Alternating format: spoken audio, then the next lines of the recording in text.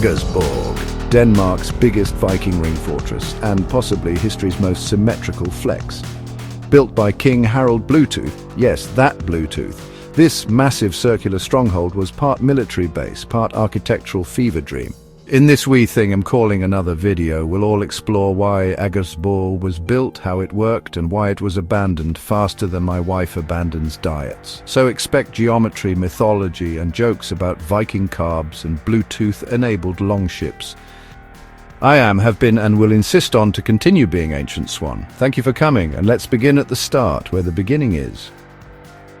Once upon a time in the land of Denmark, where the winds blow fierce and the herring swim free, there stood a mighty Viking ring fortress called Aggersborg. It was round, it was regal, and it was absolutely ridiculous in scale, like someone dared a Viking to draw a perfect circle and he took it personally. Aggersborg is the largest of Denmark's former Viking ring fortresses, and one of the biggest archaeological sites in the country. It's not just a circle, it's a statement. A 240-meter wide rampart surrounded by a ditch with 4 main roads arranged in a perfect cross, connecting the center to the outer ring. Inside the ring we find 48 longhouses arranged with such precision it makes my IKEA version of DIY look positively third class. Built around 980 AD by King Harald Bluetooth. No, he didn't invent the wireless tech that lets your earbuds ghost you mid-song, but he did unify Denmark and Norway, convert the Danes to Christianity, and apparently had a dental situation so memorable it became his nickname. The man had a Bluetooth, not metaphorically, literally. Historians suspect it was either dead, infected, or just really committed to the Viking aesthetic. Harald wasn't just a king, he was a branding genius. He left behind runestones, fortresses, and a legacy so strong that tech bros named a protocol after him 1,000 years later. Aggersborg was part of his grand plan, a network of ring fortresses across Denmark, all built with eerie uniformity. Trelleborg, Fyrkat, Nonnebakken. They're like the Viking version of Starbucks. Same layout, different location, but Aggersborg, well, Aggersborg was the flagship store. This location had originally been the site of an earlier Iron Age village, but its inhabitants were unhoused and strictly told to get lost if they didn't want to be stabbed to pieces. This was done in order to allow the construction of Harald Bluetooth's planned new city. I know people nowadays think they have problems with local councils and government redevelopments of their area, but I bet people today know absolutely nothing when compared to the folks who had a Viking knocking at their door.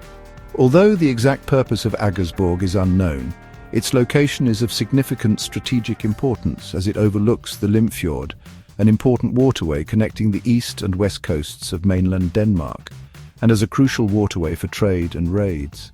Aggersborg was the Viking equivalent of a pit stop.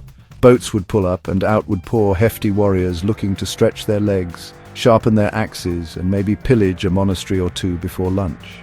It was a military base, a logistical hub, and possibly the world's first circular flex. During its heyday, Aggersborg was bustling. Warriors trained in formation, blacksmiths hammered out swords and horseshoes, bakers baked bread because that's what's in their job description, and also because even Vikings needed carbs to fuel their berserker rage. The longhouses were likely filled with the sounds of feasting, storytelling, and the occasional debate about whether raiding was a valid career path, or if young Agger was just going through another phase. Archaeological digs here have uncovered more than 30,000 artifacts, including imported items from Norway and Britain, such as crystal beads and gold armbands, showing that not only did the Vikings have an eye for classy stuff, they also knew how to steal it and take it home, something we all already knew, but it's still nice to find the evidence. Now let me take a tiny wee second out of this video to very, very politely ask that if you've enjoyed anything so far, and also love history with a sarcastic slap, which is this channel, then please do also like and subscribe. It helps. My channel is new and I am nothing without your love and support, especially if it comes in the form of you clicking your finger over that like button. Thank you. And back to Aggersborg.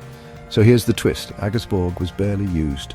Archaeological evidence suggests it was occupied for only a short time, around 20 years or so. So what was it? A military base? A royal statement piece? A failed Norse startup? Maybe Harald Bluetooth was just trying to impress his enemies with a giant symmetrical flex. Look at my circle. Fear my geometry. Some scholars believe Aggersborg was a rapid response fortress designed to house troops who could be deployed quickly across the region. Others think it was more ceremonial, a place to show off power, host feasts, and remind everyone that Harald had both divine favor and an impeccable taste in urban planning. Either way, it did not last forever. By the 11th century, Aggersborg had gone and lost its strategic importance. The Viking Age was winding down, Christianity was on the rise, and the whole raiding coastal villages business model was starting to look a little bit outdated. For the most part, people generally don't appreciate being stabbed with swords, and the folk who don't get stabbed still don't look too kindly on the people who do the stabbing. Really, if you want to advance as a society at some point, you're going to have to stop stabbing people. It's just good manners. And so, Aggersborg fell into disrepair, becoming the medieval equivalent of a ghost town. The longhouses collapsed, the ramparts eroded, and the only visitors were curious cows and the occasional sheep who wandered in looking for spiritual enlightenment or just better grass. Today, Aggersborg is an archaeological site that draws in the history buffs, Viking enthusiasts, and confused tourists who thought they were visiting a donut museum. Visitors come to marvel at the ruins, imagine the grand feasts, and take selfies with reconstructed longhouses whilst listening to the musical sounds of a screaming Valhalla on their Bluetooth-enabled devices, because irony is eternal. Aggersborg now stands as a testament to the Viking Age, a time when beards were big, swords were bigger, and fortresses were circular. It's a reminder that even the fiercest warriors cared about symmetry, logistics, and possibly interior design.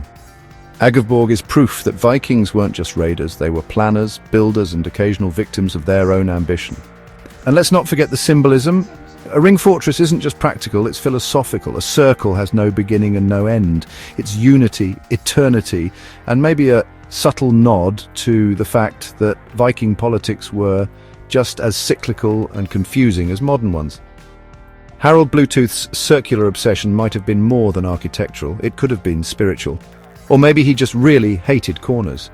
So, you beautiful human you, that's the tale of Aggersborg, a fortress of fierce warriors, grand feasts, and a king with a blue tooth. It's Denmark's giant Viking donut of existential crisis, a place where history, geometry, and satire collide in glorious, symmetrical obscurity. But what, dear viewer, can we learn from all of this in the year 2025? Almost exactly 1,000 years after the last Viking closed his longhouse door and walked off to be Christianized somewhere nice. What absurd and oddly enlightening takeaways can I milk from this Viking donut? Well, first I think we have learned that just because a society has a penchant for violence and stabbings doesn't mean they can't be a bit autistic about geometry too. Forget chaotic pillaging, Aggersborg proves that Vikings could be shockingly organized. This place takes symmetry to the next level, and with 48 identical longhouses arranged in perfect order. The moral of the story being that even berserkers needed urban planning. You can't raid effectively if you're lost in your own fortress, so perhaps for us today the lesson might be that if you're going to invade another country, or even your neighbor's house, make sure you've got your own shit in order first. But, as good as the Vikings were at urban planning, this is also a lesson that Vikings hadn't yet mastered the art of planning for the future, or time travel. Aggersborg was barely used. Archaeology suggests Aggersborg was occupied for only a brief period of time, and we're not too sure why. Perhaps Aggersborg was a failed military experiment. Perhaps a changing geography and the shrinking of the Limsfjord convinced them to skedaddle and set up shop somewhere else. Perhaps it's just what happens to a society that dropped the sword and picked up the Bible, and who could have seen that coming? So maybe for us today the lesson I can give you is that it is important to plan ahead, but also there's no point in getting too invested. For all you know, there's another religion right around the corner, and that murder axe shelf you were going to install above the fireplace will be useless before you know it. And finally, never forget that cows are the final occupants. After the Vikings left Aggersborg, the cows moved in. That's right, Aggersborg went from elite military base to bovine Airbnb, because nature always wins in the end, especially cows. They took over Aggersborg, and they'll take over your city too, just as soon as you let them. In fact, I can 1,000,000% guarantee you that although you may not realize it or be aware, there is definitely a cow watching you right now. Waiting, planning, conspiring, ready to move its beefy ass right onto your sofa at a second's notice. So the lesson here is that history is cyclical.